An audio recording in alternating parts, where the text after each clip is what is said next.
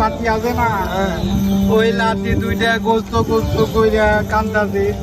আমি কত কষ্ট কইরা এই ঈদের দিনের জন্য অপেক্ষায় ছিলাম। এখন ওই যে নেতা বড় বাড়ি করতে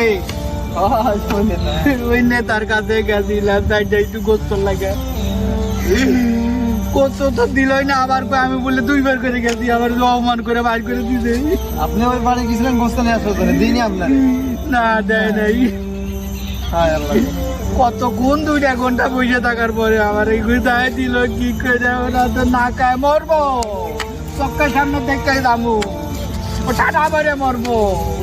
ঠিক আছে, আপনি কান্দেন, আপনি আমার সাথে আসেন, আমার সাথে আসেন। আপনার তুমি আবার কেডা?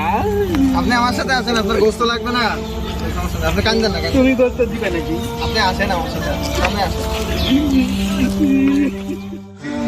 আল্লাহ তোমার কাছে বিচার দিলেন।